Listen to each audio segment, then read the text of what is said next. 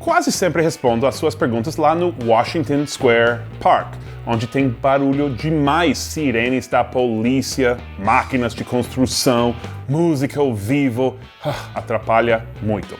Mas hoje vai ser muito melhor porque estamos na minha casa no Queens, onde tudo está tranquilo para Amigo Gringo. É a minha amiga Mariana, desculpa, gente, desculpa. Oi, tudo bom? Tudo. Entra aí. Desculpa, pessoal. Ok, vamos lá de novo. Amigo Gringo.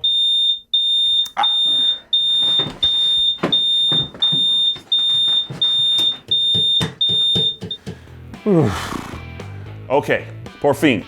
Amigo Gringo. Droga, agora o bebê acordou. Peraí, eu não tenho filhos. Deve ser nosso editor Drake colocando efeitos sonoros. Eu vou matar ele, Drake. Vai se receber um aumento e 13º salário que nem existe aqui, porque você é o melhor editor que eu já vi. Amigo Gringo, responde. A primeira dúvida de hoje é do Gustavo Holzmeister, de Viana, Espírito Santo, que perguntou: o que os americanos acham dos ingleses? Gustavo, é uma pergunta que recebemos muito. Não que estou dizendo que você não seja original, só que sua originalidade é bem compartilhada. Bom, o que eu acho dos ingleses é que usam óculos absurdos e parecem meio mexicanos. Vocês sabiam que Eric nasceu na Inglaterra e é cidadão britânico? Ok, mas falando dos ingleses de verdade, como vocês e os portugueses, nós também tiramos sarro deles por alguns estereótipos. Número 1, dentes horríveis. Número 2, comida desagradável e sem sabor. 3, bebem muito chá e sempre às 5 da tarde. E bebem muita cerveja, sempre sempre.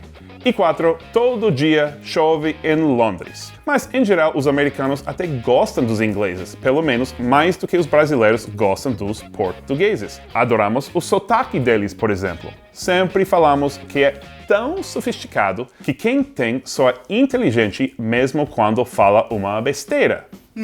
Saudações! Vossa Mercê é um puta babaca. Uau! Eric, você é muito sofisticado.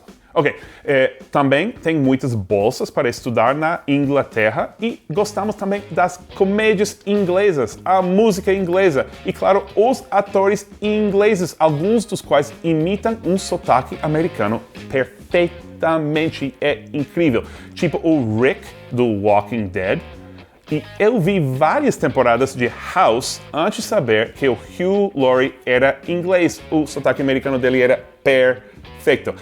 E pessoal, o diretor Eric Hinojosa também imita um americano perfeitamente. E vamos lembrar também que nossos governos são super amigos. E nossos exércitos adoram fazer guerra juntos e invadir países. Nossa, que parceria legal. E a próxima pergunta é do CK Comedy, que escreveu: olá, amigo gringo. Se eu fosse lhe perguntar algo, o que seria? Boa pergunta, vamos ver. Seria o seguinte: amigo gringo, é verdade que você usa uma lata de Nescau na calça para seu parecer maior? Que absurdo! Essa lata de Nescau na minha calça é para se caso eu tiver fome. É esse saco de farinha de mandioca que uso para meu parecer maior. E agora, Fábio Carlos escreveu: olá, amigo gringo. Gostaria de saber como alguém, menor de idade, deficiente visual, que não pode ter a carteira de motorista se identifica caso abordado pela polícia. Ok, só para explicar, o Fábio nos escreveu depois de outro amigo gringo responde, em que explicamos que nos Estados Unidos não existe RG, que usamos carteiras de motorista como identificação. Resposta em duas partes. Primeiro, Mesmo quem não dirige pode pedir uma identificação estadual. É um cartão igual à carteira de motorista, só que sem a parte de motorista. E muitos menores de idade usam a carteirinha da escola, que também é válida. E uma novidade aqui em Nova York é que quem tem 14 anos ou mais pode pedir uma identificação municipal, o que também facilita a vida dos imigrantes não documentados que não têm direito à carteira de motorista. Segunda parte da resposta, escute isso. No estado de Nova York, você não é obrigado a andar com identificação.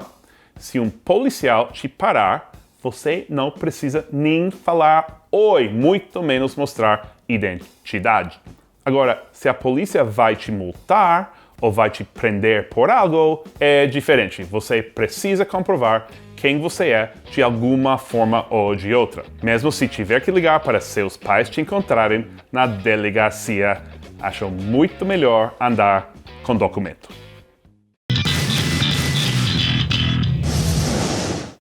Mande qualquer dúvida sobre Nova York nos comentários, dê um like no vídeo, nos segue no Snapchat e Instagram e Facebook. E para quem tem máquina do tempo em casa, participe na nossa comunidade de Orkut. Gosto de usar sungas no inverno. E agora sua aula de Nova Yorkês, que vem de uma pergunta de Wellington Rodrigues, que escreveu: Seth, fala a diferença entre get together, hang out e see each other. Interessante. Bom, são 3 formas de dizer passar tempo juntos, mas são sutilmente diferentes. To get together, phrasal verb, sei que vocês adoram, é simplesmente o ato de se encontrar socialmente. Let's get together. É tipo, vamos combinar de fazer algo juntos. Sei lá, cinema, ou almoço, ou bar, ou qualquer coisa. Hang out é mais ou menos igual, mas indica um rolê mais tranquilo. Imagine 2 amigos tomando café ou vendo televisão. Mas também imagine outra coisa. Se um cara interessado por uma menina bacana diz let's hang out, é para fingir que só quer tomar um café ou ver televisão, mas na verdade não está enganando ninguém com esse hey, let's hang out sometime. Agora, see each other é diferente. Não dá para usar let's see each other para marcar um café. É usado mais para descrever o ato de 2 pessoas se encontrarem ou se verem. Mas cuidado, porque se você fala no presente contínuo, they're seeing each other, significa que estão começando um relacionamento romântico. Ok, então aqui você vai ver o Eric e eu hanging out.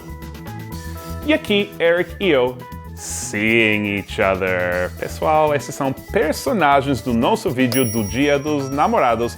Primeiro, não vai levar muito a sério. E segundo, assista o vídeo, está aqui.